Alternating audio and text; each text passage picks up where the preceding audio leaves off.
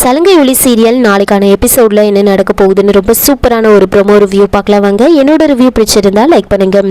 கிருஷ்ணா சந்திரா கிட்ட வந்து சொல்கிறாங்க, தத்தெடுக்கிறதுக்காக லீகலாக என்னெல்லாம் பண்ணணுமோ அது எல்லாமே நான் பண்ணிட்டேன் அப்படின்னு சொன்னதுமே சந்திராவுக்கு ரொம்ப சந்தோஷமாயிடுது. பூமியை கூப்பிட்டு சொல்கிறாங்க, பூமி இவ்வளோ நாளும் நீ வந்துட்டு என்ன சொல்லிட்டு இருப்ப, நீங்கள் என்னோட அப்பா மாதிரி, என்னோட அப்பாவை நான் உங்ககிட்ட பார்க்குறேன் அப்படின்னு நீ சொல்ல தேவையில்லை. இனிமே அதே மாதிரி நீ கடவுள் கொடுத்த பொண்ணு, நீ என்னோட மக மாதிரின்னு நானும் சொல்ல தேவையில்லை.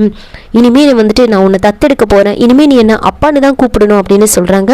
என்னை அப்பான்னு கூப்பிடுமா அப்படின்னு சொன்னதுமே பூமியை ரொம்ப எமோஷ்னலாக அவரை வந்து அப்பான்னு கூப்பிடுறாங்க. உடனே வந்துட்டு சந்திராவுக்கு ரொம்ப சந்தோஷமாயிடுது. நான் கோவிலுக்கு போகணும் அப்படின்னு பூமி சொன்னதுமே உடனே வந்துட்டு நீ இனிமேல் காரில் தான் போகணும், எங்கே போனாலும் காரில் தான் போகணும் அப்படின்னு சொல்கிறாங்க. சந்திரா வந்துட்டு பூமிக்காக ஒரு மொபைல் வாங்கியிருப்பாங்க, அந்த மொபைலும் வந்து கொடுத்து விடுறாங்க. இந்த மொபைலை எடுத்துக்கிட்டு நீ கோவிலுக்கு போயிட்டு வா, நீ காரில் தான் போகணும் அப்படின்னு சொல்லி அனுப்பி வைக்கிறாங்க. இதெல்லாம் அபூர்வாக்கு பார்க்க ரொம்பவே வந்து டென்ஷன் ஆகும். பூமி காரில் போயிட்டுருப்பாங்க, காரை ஒரு இடத்துல நிறுத்த சொல்கிறாங்க. உடனே காரில் இருந்து இறங்கி சாரதாக்கு வந்து பூமி கால் பண்ணுறாங்க. கால் பண்ணதுமே நான் தான் பூமி பேசுகிறேன் அப்படின்னு சொன்னதுமே சாரதாக்கு பயங்கர கோவம். அப்படியே ஒரு நிமிஷம் கண்ணை மூடி நடந்ததெல்லாம் நினச்சி பார்க்குறாங்க. ஆனால் ககன் சொன்னதை யோசிச்சுக்கிட்டு சொல்லுமா அப்படின்னு வந்து சொல்கிறாங்க. உடனே பூமி வந்துட்டு ஆண்டி நான் உங்ககிட்ட கொஞ்சம் பேசணும் அப்படின்னு சொல்கிறாங்க. என்னது பேசணுமா, நீ பேச வேண்டியதெல்லாம் உன்னை தத்தெடுக்க போகிற அப்பா முன்னாடி எல்லாத்தையும் பேசிட்டேன்னு நினச்சிட்ருக்கேன் நான், அப்படி இன்னும் வந்து எங்ககிட்ட பேசுறதுக்கு உங்ககிட்ட வந்து ஏதாவது இருக்கா அப்படின்னு வந்து ரொம்ப கோவமாக கேட்குறாங்க. உடனே பூமி வந்துட்டு ஆண்டி நான் ஏன் அப்படிலாம் பேசினேன்னு உங்ககிட்ட சொல்கிறதுக்காக தான் நான் கால் பண்ணேன், நான் உங்கள் வீட்டுக்கு வரேன், நம்ம வீட்டுக்கு வரேன் அப்படின்னு வந்து சொல்கிறாங்க. என்னது நம்ம வீடா, எது நம்ம வீடு அப்படின்னு கேட்க, என்ன ஆண்டி சொல்கிறீங்க, அந்த வீட்டை தான் சொல்கிறேன், ஏன் அந்த வீட்டை நம்ம வீடுன்னு சொல்கிற உரிமை எனக்கு கிடையாதா அப்படின்னு கேட்க, கண்டிப்பாக உனக்கு அந்த உரிமை கிடையாது அப்படின்னு வந்து சொல்கிறாங்க. நான் கோவத்தில் சொல்கிறேன்னு நினைக்காத, இது நம்ம வீடுன்னு சொல்கிற உரிமை உனக்கு கிடையாது, நீ அந்த சந்திராவோட வீட்டில் தானே இருக்க, அவங்க தானே உன்னோட அப்பா, அதனால நீ அதுதான் உன்னோட வீடு, அந்த வீட்டில் நீ போய் பேசுறதுக்கு என்னோட அனுமதி தேவையில்லை அப்படின்னு வந்து சொல்கிறாங்க. உடனே பூமி வந்து சாரதா இப்படி பேசினதெல்லாம் நினச்சி ரொம்பவே வந்து ஒரு மாதிரி ஆயிடுவாங்க. சரிங்க ஆண்டி உங்கள் வீட்டுக்கு தான் வரேன் அப்படின்னு வந்து சொல்கிறாங்க, நான் உங்ககிட்ட பேசணும் அப்படின்னு சொல்கிறாங்க. வேண்டாமா நீ வர வேண்டாம், அப்படி நீ வந்தது வந்துட்டு உன்னை தத்தெடுக்க போகிற அப்பாவுக்கு தெரிஞ்சா உனக்கு தான் கஷ்டம், உன்னை தான் திட்டுவார், எங்களால் நீ திட்டு வாங்க வேண்டாம் அப்படின்னு சொல்கிறாங்க. உடனே பூமி வந்துட்டு இல்லை ஆண்டி நான் வரேன் அப்படின்னு சொல்லிக்கிட்டே இருப்பாங்க. நான் தான் வேண்டான்னு சொல்கிறேன்ல அப்படின்னு சாரதா வந்துட்டு ரொம்ப கோவமாக சொல்கிறாங்க. அப்போ கரெக்டாக ககன் அங்கே வந்துடுவார். அம்மா ஃபோனில் யார் அப்படின்னு கேட்க, அது ஒன்றும் இல்லைப்பா, ஒரு சேல்ஸ் உமன் ஒரு புக்கு வந்து சேல்ஸ் பண்ணுறாங்க, அதை பற்றி கேட்டுட்ருக்காங்க, அதை பற்றி எக்ஸ்பிளைன் பண்ணுறேன்னு சொன்னாங்க, நான் வேண்டான்னு சொல்லிட்டு இருக்கேன் அப்படின்னு வந்து சொல்கிறாங்க. சொல்லிவிட்டு ஃபோனை வந்து கட் பண்ணிவிடுவாங்க. இதனால் பூமி வந்து ஒரு மாதிரி ஆகிடுவாங்க. ககனும் அங்கேருந்து ஆஃபீஸ்க்கு கிளம்புறாங்க. அப்படியே வந்துட்டு ககன் போகிற வழியிலே வந்து பூமி வந்து அங்கேயே நின்றுட்டுருப்பாங்க, வெயிட் பண்ணிகிட்ருப்பாங்க. அப்போ ககனோட கார் வருது. பார்த்ததுமே ரொம்ப ஆவலோடு வந்துட்டு பூமி என்ன பண்ணுறாங்கன்னா அவரோட கார் வந்து அவங்க கிட்டே வந்து நிற்கும் அப்படின்னு பார்க்குறாங்க. ஆனால் அவங்கள கிராஸ் பண்ணி போகும். ஆனால் கொஞ்சம் தூரம் தள்ளி கார் நின்றுடும். உடனே பூமிக்கு ரொம்ப சந்தோஷமாயிடுது. கார்லேருந்து ககன் இறங்கி வராரு. ககனை பார்த்ததுமே வந்துட்டு பூமிக்கு பயங்கரமாக வந்து அழுக வருது. அப்படியே அழுதுகிட்டே இருப்பாங்க. உடனே ககன் வந்துட்டு நீ ஏன் இப்படி அழற, நீ அழறத பார்த்தா நான் தான் ஏதோ உன்னை பண்ணிட்டேன் அப்படின்னு நினைப்பாங்க, அப்புறம் எனக்கு தான் கெட்ட பேர், திரும்பவும் என்னை வந்து குற்றவாளி ஆக்கிடாத அப்படின்னு வந்து சொல்கிறாங்க. உடனே பூமி வந்து சொல்கிறாங்க, என்னால் வந்து நீங்கள் ரொம்ப அவமானப்பட்டுட்டீங்க, நான் தான் உங்களை ரொம்ப அவமானப்படுத்திட்டேன் அப்படின்னு வந்து சொல்கிறாங்க. பரவாயில்ல, அதெல்லாம் எங்களுக்கு அவமானமே கிடையாது, நாங்கள் அதெல்லாம் வந்து பழகிட்டோம், ஆனால் உங்ககிட்டேருந்து ஒரு பாடத்தை நான் கற்றுக்கிட்டேன், நம்மக்கிட்ட இருந்த தவறான புரிதல்னால தான் இந்த மாதிரிலாம் வந்து நமக்கு இடையில வந்து பிரச்சனை வந்திருக்கு, அதனால் நான் ரொம்பவே புரிஞ்சுக்கிட்டேன், இனிமேல் அப்படியெல்லாம் நடக்காது அப்படின்னு வந்து சொல்கிறாங்க. அப்போது பூமி வந்துட்டு எனக்கு ரொம்ப கஷ்டமாக இருக்குது நீங்கள் இப்படி பேசுறது அப்படின்னு சொல்கிறாங்க.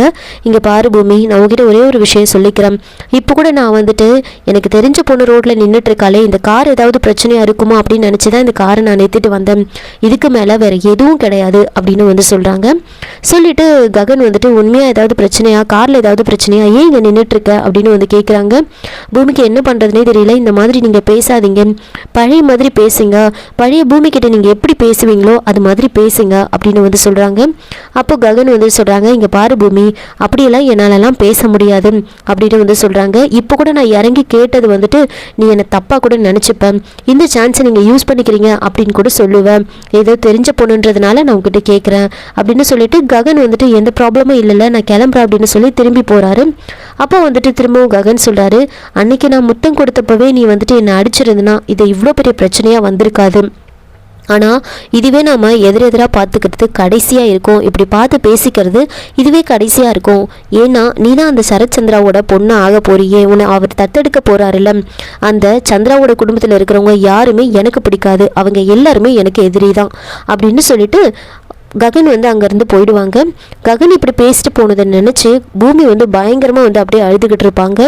ககன் ஒரு பக்கம் காரில் அழுதுகிட்டே போயிட்டுருப்பாங்க. நடந்ததெல்லாம் நினச்சி அழுதுகிட்டே போயிட்டுருப்பாங்க. பூமி அப்படியே ரொம்ப ஒரு மாதிரி சோகமாக வீட்டுக்கு போகிறாங்க. வீட்டுக்கு போனதுமே எல்லாத்தையும் யோசிச்சுக்கிட்டு இருப்பாங்க. அப்போ செர்ரி போயிட்டு பூமி கிட்ட பேசுகிறாங்க. அப்போ செர்ரி பூமி ஒரு மாதிரி இருக்கிறத பார்த்துட்டு என்ன ஒரு மாதிரி இருக்க, என்ன ஆச்சு அப்படின்னு கேட்க, அதான் நடந்ததை நினச்சி தான் ஃபீல் பண்ணிகிட்ருக்கேன் அப்படின்னு சொல்ல, சரி விடு, ஏதோ ஒன்று அவர் தப்பாக புரிஞ்சுக்கிட்டு இந்த மாதிரி யோசிச்சிருக்காரு, நீ இப்படி ரியாக்ட் பண்ணுவேன்னு அவரும் நினச்சிருக்க மாட்டார் அப்படின்னு சொல்லி பேசிட்டு இருக்கும் போது சந்திரா அங்கே வராங்க. பூமி கிட்ட கேட்குறாங்க, பூமி நான் ஒரு முடிவு எடுத்திருக்கேம்மா அப்படின்னு சொல்ல, என்ன அப்படின்னு கேட்குறாங்க.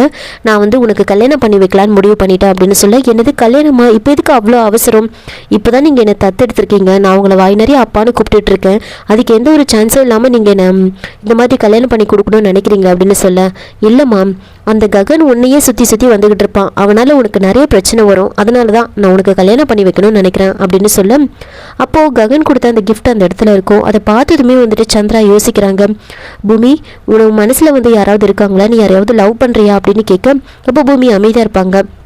தயவு செஞ்சு உண்மையை சொல்லுமா, நீ யாரையாவது லவ் பண்ணுறியா அப்படின்னு கேட்க, அப்போ பூமி ஆமான்னு சொல்கிறாங்க. உடனே இதெல்லாம் பார்த்துட்டு அந்த செரிக்கு ரொம்ப சந்தோஷமாயிடுது. நீ லவ் பண்ணுறது அந்த ககன் கிடையாது, அது தெரிஞ்சு போச்சு, அப்போ வேற யாரோ தான், அந்த ககன் இல்லாமல் வேற யாராக இருந்தாலும் எனக்கு சந்தோஷம்தான், நானே உனக்கு நல்லபடியாக கல்யாணம் பண்ணி வைப்பேன், யாருன்னு சொல்லுமா அப்படின்னு கேட்க, அது டைம் வரும்போது நானே சொல்கிறேன் அப்படின்னு பூமி சொல்கிறாங்க. அதுக்கப்புறமா சந்திராவும் அங்கேருந்து போயிடுறாங்க. பூமி சொல்கிறது நாம தான் அப்படின்னு சரி நினச்சிக்கிட்டு ரொம்ப சந்தோஷமாக இருப்பாங்க. இதோட இந்த ப்ரோமோ முடிச்சிருக்காங்க.